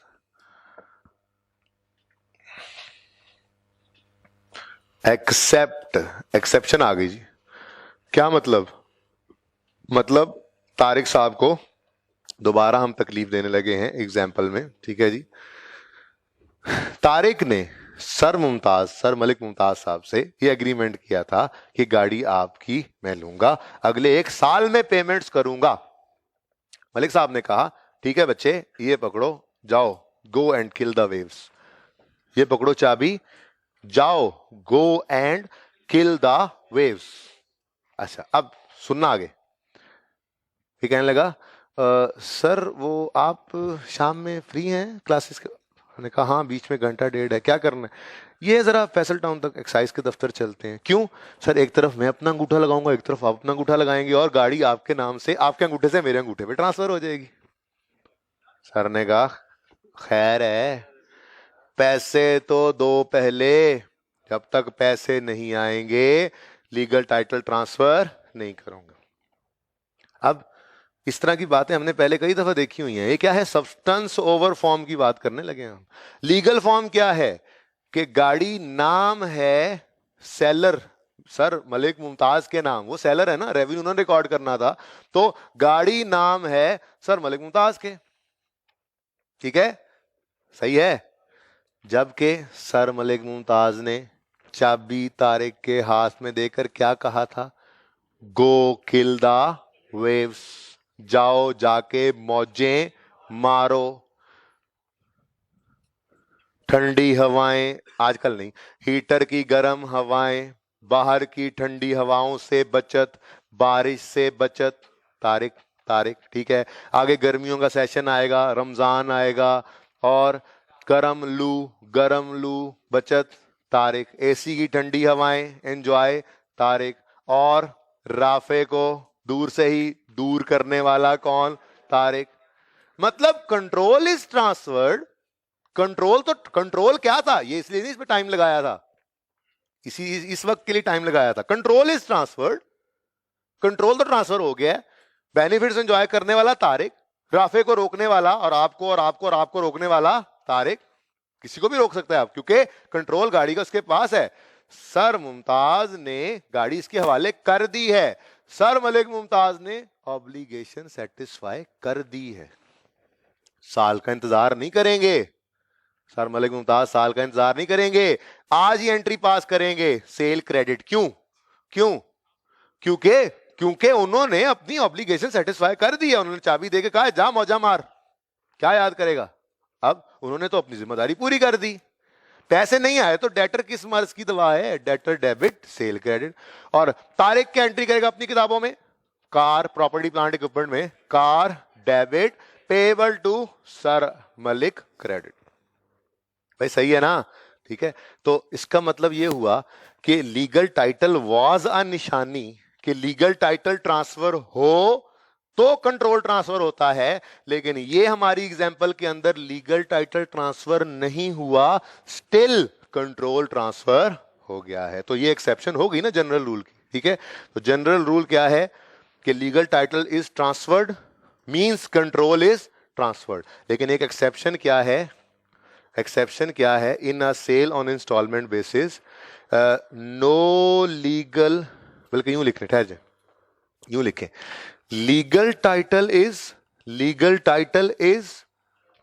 Not transferred, legal title is not transferred, but the control is said to be transferred. तो exception हो गई ना। यानी कि एक सिचुएशन ऐसी आ जाए आपको प्रैक्टिकल सिनेरियोज में, सेल ऑन इंस्टॉलमेंट बेसिस दे दे। अब आपको याद क्या है, लीगल टाइटल ट्रांसफर तो कंट्रोल ट्रांसफर। लिखा हो legal title is retained bye sir Malik Mumtaz, आप कहोगे ओ लीगल टाइटल तो ट्रांसफर ही नहीं हुआ, इसका मतलब कंट्रोल ट्रांसफर नहीं हुआ, मतलब पीओ सेटिस्फाई नहीं हुई, मतलब सर मुमताज आप अभी रेवेन्यू रिकॉर्ड नहीं कर सकते। फ्रेंड ने कहा नहीं, ये एक्सेप्शन है, ये सब्सटेंस ओवर फॉर्म है। लीगल फॉर्म को ही ना देखी जाओ, रियलिटी को देखो। लीज पे गाड़ी लेते हैं, बड़े होके आप पढ़ोगे लीज का स्टैंडर्ड। तो फाइनेंस लीज में चाहे गाड़ी एंड पे वापस भी करनी हो तो लेसी जो अपनी किताबों में उसको एसेट रिकॉर्ड कर रहा होता है, हालांकि वो गाड़ी बैंक के नाम होती है। जब तक इंस्टॉलमेंट्स पूरी ना हो बैंक अपने नाम से गाड़ी नहीं हटाता। तो लीगल फॉर्म तो है बैंक की गाड़ी है और नजर आ रही है लेसी की फाइनेंशियल स्टेटमेंट्स में। तो ये क्या है, substance over legal form, reality over legal form. तो ये भी वही है, ठीक है। तो भाई जनरल रूल क्या है, लीगल टाइटल ट्रांसफर तो control is transfer, but there is an exception, sale on instalment basis in which legal title is not transfer yet control is transfer. परेशान तो नहीं हुए? ओके, लास्ट, यहां तक समझ आई? Last, physical possession is transfer to customer. This is a general rule, except except, इसकी अब दो एक्सेप्शंस हैं.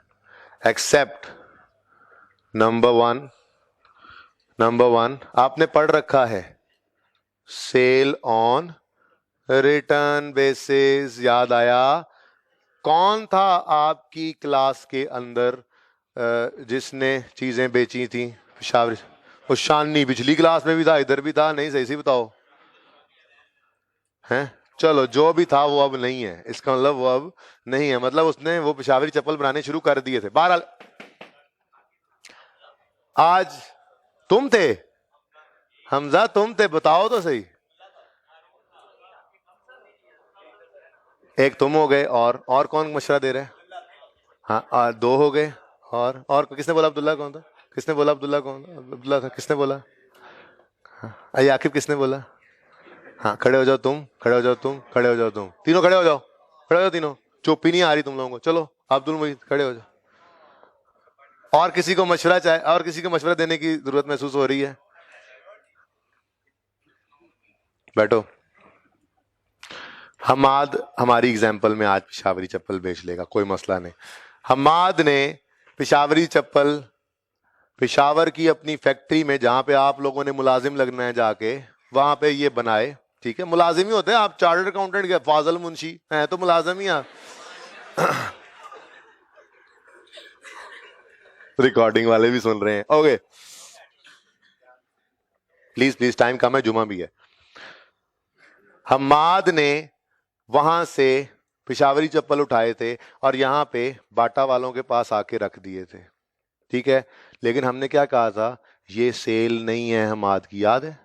और अगर गलती से रिकॉर्डेड है तो उसको रिवर्स करते थे. क्यों? हम कहते थे अभी हम अनसर्टेन है, अभी हम अनसर्टेन है, पता नहीं सेल ये एक्सेप्ट करे वो बंदा गुड्स या ना करे, एक्सेप्ट करे या ना करे. ठीक है, अब जरा सोच के बताओ. स्टैंडर्ड IFRS 15 स्टैंडर्ड, इसने क्या कहा? फिजिकल पोजेशन ट्रांसफर हो जाए तो समझो कंट्रोल ट्रांसफर हो गया. अब फिजिकल पोजेशन तो उन चप्पलों का बाटा के पास है. अब हमाद के हाथ में तो वो पेशावरी चप्पल रहे ही नहीं, उसकी तो प्रेमिसेस से निकले, बाटा की प्रेमिसेस में आ गए.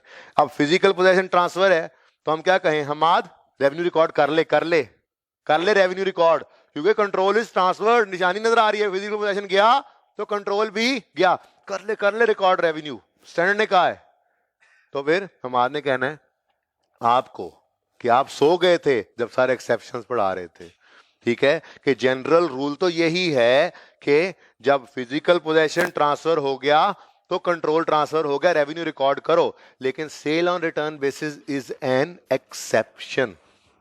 हम सर्टेन ही नहीं होते थे, हम कहते थे ये हमारी गुड्स हैं, किसी के पास पड़ी हैं अमानतन.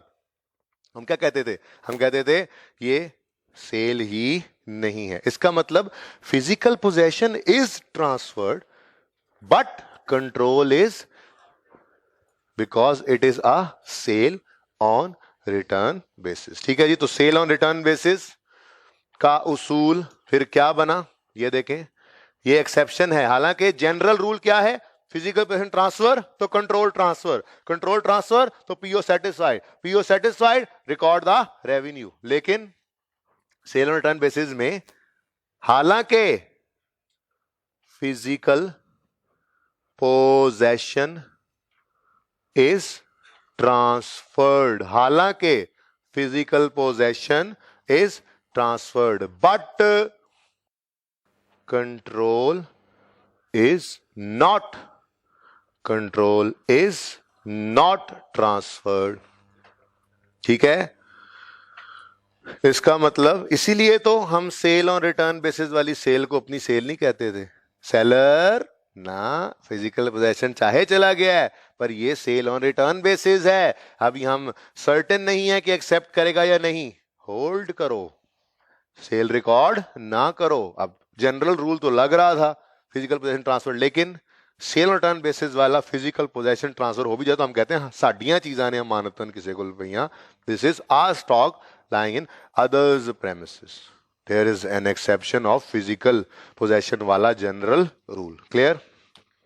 ठीक है, एक और एक्सेप्शन भी है. वो एक्सेप्शन क्या है? वो है bill and hold arrangement. Bill and, अच्छा नामों से ना परेशान हुआ करें। अब नाम, अब स्टैंडर्ड ने सेल ऑन रिटर्न बेसिस का नाम पता है क्या रखा हुआ है? Consignment sale. आपको कंसाइनमेंट सेल है कि और सेल ऑन रिटर्न बेसिस। ऐसे ही बिल एंड होल्ड अरेंजमेंट बहुत आसान है। एग्जांपल सुनिएगा। ये जो अहमद यार, अल्लाह इसको सेहत दे, अहमद यार, सब दुआ करो आमीन, बीमार है बेचारा। अब जो अहमद यार एक हफ्ते बाद बेचारा, देखे ना, अहमद यार के घर की कुछ लोकेलिटी इस तरह से है कि इसके घर के जो गली, यूं दो गलियां दरवाजे के आगे, जो गली ये पिछले सोसाइटी के पिछले एंड पे जाती है, वहां पे मस्जिद है और मस्जिद के साथ मस्जिद ग्राउंड है बड़ा सा, ठीक है। और जो इसकी सामने यानी गली जो है सोसाइटी के अगले एंड पे जाती है, वो जाती है मार्केट की तरफ। अब ये पिछले एक हफ्ते से मार्केट गया ही नहीं था। शरीफ आदमी पढ़ रहा है, फिर समझाया था मैंने जाते हुए कि आखिरी महीना पढ़ लेगा ना पुत्र तो पास हो जाएगा, ठीक है। अब वो बेचारा लगा हुआ है पढ़ाई में, बस 5 को दफा दिन में घर से निकलता है और पिछली गली की तरफ से, करीब साथ ही मस्जिद है, वहां नमाज पढ़ता है और वापस आ जाता है। हाँ, असर की नमाज पढ़ के मस्जिद ग्राउंड में चला जाता है, वहां क्रिकेट दोस्तों के साथ खेलता है। मगरिब की अजान होती है, वापस नमाज पढ़ के फिर वापस आके अपने घर में बैठ के पढ़ने लग जाता है। मैं ऐसे ही करता था, वैसे असर से मगरिब खेलता जरूर था, ठीक है, लेकिन बाद उसके अलावा मोबाइल मेरा बंद होता था। ये नहीं कि असर तुम मगरिब खेडी जाओ, बाद से मोबाइल से खेडी जाओ, ठीक है, सप वाली गेम। ओके, सुनो सुनो सुनो सुनो। अब ये एक हफ्ते बाद, सब एक हफ्ते बाद ये बेचारा गया, क्योंकि मैंने आपको बताया था घर पे सब सो रहे थे, 11 बज गए। अम्मा ने कहा पुत्र जा के दा डब्बा ले आ। के ही कहते हैं ना फैसलाबाद वाले, क्यों कहते हैं? अच्छा क्यों, क्यों दा, अरे सुन ले यार प्लीज प्लीज, क्यों दा डब्बा ले आ पुत, ठीक है, क्योंकि छोटा भाई सुता है तेरा, तो मैं तेनों पराठे बना रहा। अब ये चला गया, इसने जाके वो घी का डब्बा डबल शॉपर करवा लिया था, ठीक है, पैसे वैसे भी दे दिए। निकलने लगा, साथ ही ख्याल आया यार बड़े दिन हुए हैं वो कौन नहीं खाई आइसक्रीम, हफ्ता हो गया सर्दी गल मान के बैठा, मुझे तो ये ख्याल ही नहीं आया कि मेरा एक हफ्ते से दिल कर रहा है कौन खाने का। अब कौन वाला जरा और आगे था, ठीक है, इसने दुकानदार को कहा अंकिल ये डिब्बा में रख दूं यहां, मैं आगे से जरा वो दही ले आऊं। तुमने कहा था दही, दही लेने जा रहे हो, ठीक है, दही वाले, तो बहरहाल हमने इसको कौन खिला दी, ठीक है। अब ये आगे जा रहा है कौन खाने, से कहा अंकिल मैं ये डिब्बा यहाँ रख दूं। अंकिल ने कहा हाँ रख दो। नॉर्मली ऐसे ही होता है, मोटरसाइकिल खिलार के जा रहे हैं, पाए ना अपनी जिम्मेदारी ते खिलार के जाना, खिलार जाओ, कभी ऐसा भी होता है, ठीक है। तो उसने कहा, दुकानदार ने, ठीक है बेटा ये रख दो काउंटर पे, लेकिन ये अब जुम्मे का दिन है, अजान जैसे ही होगी मैंने दुकान बंद कर देनी है, तो ये फटाफट आके अब उठा लेना, बस थोड़ा ही टाइम रह गया। 11 सवा 11 बजे आया और 12 बजे नॉर्मली अजान हो जाती है, तो वो अंकिल जो है वो अजान होते ही दुकान बंद कर देते हैं, ठीक है। 12 सवा 12 होती है, ठीक है, सवा 12 होने दो। तो ये अब डिब्बा रखवा के चला गया दुकानदार के पास। मुझे बताओ इस घी के डिब्बे का फिजिकल पोजेशन किसके पास है? अंकिल के पास। अब अंकिल कौन है? सेलर। अंकिल कौन है? सेलर। तो अगर फिजिकल पोजेशन अंकिल ने, तो रेवेन्यू रिकॉर्ड ही नहीं कर सकते, लेकिन स्टैंडर्ड कहता है ये अंकिल ने अहमद ट्रांजैक्शन को कहा जाता है बिल होल्ड अरेंजमेंट। इसमें हालांकि general rule physical possession is not transferred yet control has been transferred, उसके हवाले कर दिया था, वो रखवा के अमानतन चला गया है, तो ये उसका सामान है मेरे पास पड़ा हुआ, ये मेरा सामान नहीं है। तो सेकंड एक्सेप्शन क्या है? Bill and hold arrangement. अब इसमें उलट बात है, इसमें क्या है? Physical possession is not transferred. Physical, ये फिजिकल लिखने की कोशिश की मैंने, physical, physical possession is not, ये इस जैसा बन गया, legal title is not transferred yet control is transferred. यहां क्या कह रहे हैं? फिजिकल पोजेशन, ये एक जैसे हैं, मिलते जुलते हैं, जरा आसानी से याद हो जाएगा। Physical possession is not transferred but control is transferred. Okay, समझ गए हो? ये कहानी हुई खत्म। नोट्स करें ओपन। पढ़ लिया हमने स्टेप 5 सारा, बस थोड़ी सी बात एंड पे रह गई है, वो करनी है मैंने, उससे पहले जरा ये मैं पढ़ा दूं आपको। क्वाइकली किताब ओपन करें।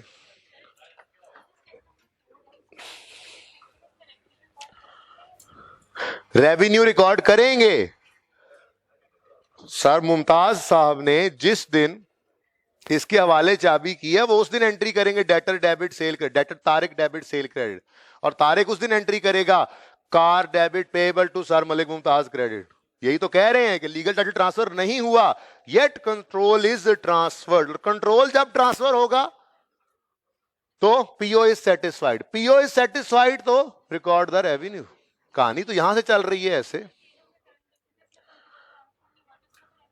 तो यही लिखा हुआ है, बल्कि यूं लिख ही देता हूं मैं। अब क्या हो गया, legal title is not transferred but the control is set to be transferred, तो यूं कह देते हैं रिकॉर्ड रेवेन्यू। अब ठीक है, मुसीबत ही खत्म करें। रिकॉर्ड रेवेन्यू इस केस में लीगल टाइटल ट्रांसफर नहीं हुआ, yet seller record revenue. Seller, अब बायर तो नहीं करेगा, सेलर ही करेगा ना। यहां पे कंट्रोल इज नॉट, ये देखो ना कंट्रोल की बेस पे चल रहा है। Control is set to be transferred, control transferred, record revenue. Control is not transferred, do not record revenue. यही करते थे। फिर control is transferred, record the revenue. Uncle record the revenue because you are holding this घी का डिब्बा on behalf of Ahmad यार। Record revenue, old revenue. Okay, when an entity should record or recognize revenue, अब मुश्किल अंग्रेजियां सुनना। Revenue is recognized when promised goods or services are transferred to a customer. A transfer occurs when customer obtains control of goods. A customer obtains control of goods when it can direct its use of and obtain substantially all. जी जो step पढ़ाया है बेटा वहीं से पढ़ूंगा ना, और क्या मैंने स्टेप 5 पढ़ा के स्टेप 3 से तो नहीं पढ़ना था। हाँ, जरा आप स्टेप 5 पे अगर हो तो आपको पता हो कि हम क्या पढ़ रहे हैं। किताब में 4 तक पढ़ा के छोड़ा था ना, जहां पे छोड़ा था आपको उसके बाद दोबारा पकड़ा है आपको, ठीक है। हाँ जी, लर्निंग आउटकम 6 स्टेप 5 यहां से पढ़ रहा हूं। When an entity should record recognise revenue. अब सुनना और बस सुनना, सुन हो जाना। Revenue is recognised when promised goods और services are transferred to a customer. A transfer occurs when customer obtains control. A customer obtains controls when it can direct the use of and obtain substantially all the remaining benefits from it. Control includes the ability to prevent other entities from directing the use of the obtaining. मुश्किल बातें हैं, लेकिन बातें वही हैं जो मैंने वो परली साइड पे आपके लिए लिख दी। तो आपने अपनी किताब में इस एरिया के लेफ्ट साइड पे, मैं इसीलिए तेजी से पढ़ रहा था कि मैं पढ़ाना नहीं चाह रहा था, यहां से पढ़ लेना घर जाके, लेकिन लिख लेना वो परली side. Number 1, revenue is recorded when PO is satisfied. PO is satisfied when control is transferred. और कंट्रोल क्या है? जब कस्टमर कैन बेनिफिट और can prevent others from taking benefit. That's it. ये सारी बातें इसने इस 3-4 लाइनों के अंदर लिखी हुई है, ठीक है। तो ये वाली बात सिर्फ लिख लो, और लिखना चाहो तो कंट्रोल की ये वाली बात भी लिख लो, ठीक है। ये घर जाके पढ़ना जरूर कि यही बातें हैं। ओके, आगे कहता है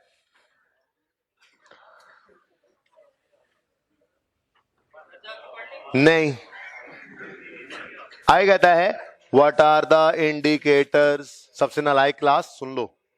व्हाट आर द, कैमरा गवाह है तुम सबसे नालायक क्लास हो, कैमरा उधर सी, ठीक है, वापस लाएं। What are the indicators when a control is considered as transferred? मैं उसी तरतीब से पढ़ूंगा जैसे पढ़ा यहां पे लिखे हुए। The entity has present, entity seller, मैंने आसान करके लिख दिया। Seller has right to payment का मतलब है seller has right to receive payment। मैंने आसान अल्फाज में लिख दी ये बात, ठीक है। Seller has, मैं वही पढ़ देता हूं जहां लिखा हुआ है, आसान वहां पे लिखे हुए। The entity has a present right to payment for the asset. Number 4, the customer has significant risks and rewards of ownership. Number 5, the customer has accepted the goods, ठीक है, assets. Number 2, the customer has legal title. आगे यहां पे add कर लें, नहीं लिखा हुआ, आई थिंक ऐड कर लें, except in sale on instalment basis. लिखें इसके आगे, नहीं इस साइड पे लिखें, ये जिस साइड के ऊपर सिचुएशंस है, क्योंकि पेपर में लिखने के लिए आएगा ये 5 नंबर का, तो ये लेफ्ट साइड लिखनी है, एक्सप्लेनेशन को पर्चे में नहीं लिखना, वो आपको समझाने के लिए है। जब वो कहेगा what are the indicators of control, तो ये लेफ्ट वाली साइड तो ये कंप्लीट हो जाएगी अगर ये छोटा सा लफ्ज ऐड कर लें। इस एक पॉइंट में थोड़ी सी डेफिशिएंसी है। तो स्टेप नंबर 2 क्या है? The customer has legal title except in sale on instalment basis. मुकम्मल हो गई ये बात भी। आगे आप देख रहे हैं वही लिखा हुआ है, normally sale should be recorded when entity transfers. Exception क्या है? However sometimes in sale on instalment basis entity sir Malik Mumtaz retains the legal title to protect collection of money. In such case, sale is recorded on the delivery even no title is transferred, as it is the time when control is transferred, यानी जिस दिन गाड़ी। ठीक है।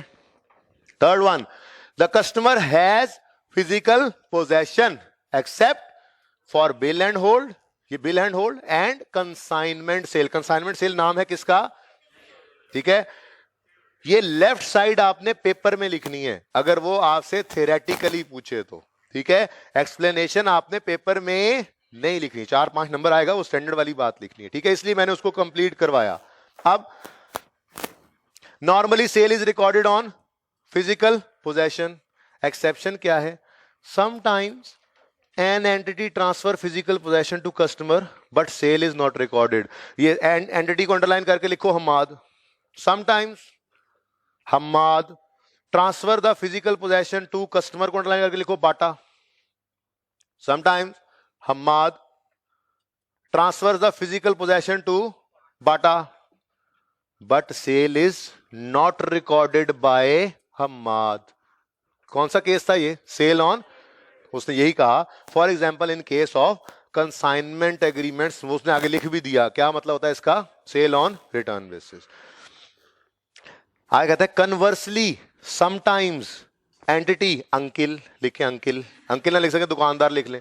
Sometimes conversely sometimes uncle does not transfer the घी का डब्बा, uncle does not transfer the घी का डब्बा but sale is recorded, for example in case of bill and hold arrangement. ठीक है जी। अब आगे आए, एग्जाम्पल 1, सिचुएशन 2 की एग्जाम्पल 1 नजर आ रही है, सिचुएशन 3 की एग्जाम्पल 2 नजर आ रही है और एग्जाम्पल 3 नजर आ रही है बिल्ड एंड होल्ड की। अच्छा, ये तीनों एग्जाम्पल होमवर्क हैं। दूसरी जरा तंग करेगी, दूसरी जरा तंग करेगी। ठीक है, लेकिन कल समझाऊंगा। उसके बाद सुने, अभी किताबें बंद करने का नहीं बोला। अगर आप बोलेंगे तो टाइम एक्सटेंड होता जाएगा ना। आप चुप करने का इंतजार करूंगा और फिर पढ़ाऊंगा जो मैंने पढ़ाना है, क्योंकि पहली क्लास डिसाइड कर चुकी है आपने क्या पढ़ना है, इसलिए चुप करें। ठीक है, बोलें, बैठे रहें, जिन्होंने जाना है वो जाएं। बोलें बोलें।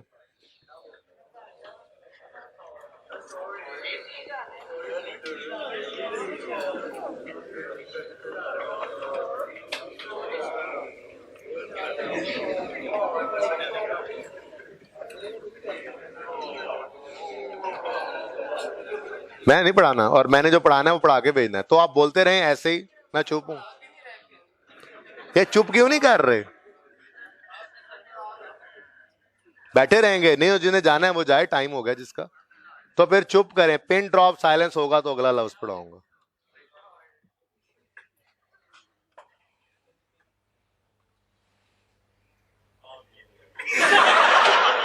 ओके, अब सुन लें एक बात। अब्दुल मुईद 1, राफे 2, क्या नाम है इस भाई का, ऐनक वाले का, खुबैब 3 और तारिक 4। कल मेरे आने से पहले भाई याद रखना ये क्लास में पीछे खड़े हों। ओके, आगे बढ़ें जी।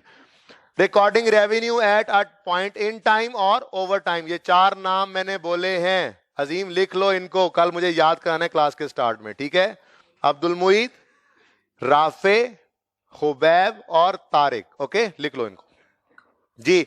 यहां पे उसने बताया है गुड्स का revenue normally point of time और सर्विसेज का ओवर टाइम होता है, ये बात हुई है। नीचे उसने जाकर ओवर टाइम में कुछ मेथड्स बताए हैं।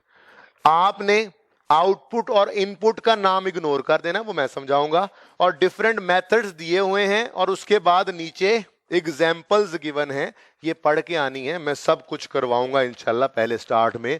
पहले 15 मिनट में ये डिस्कस करूंगा, उसके बाद 10 से 15 मिनट में contract asset contract liability discuss होगा। शायद कॉन्ट्रैक्ट कॉस्ट की बात कल करूं, शायद वो मंडे पे ले जाऊं और कल हम सिनेरियोस को डिस्कस करना शुरू कर दें। इसलिए कल की क्लास बहुत इंपॉर्टेंट होगी। किसी घर जाने का प्रोग्राम है तो वो कैंसिल कर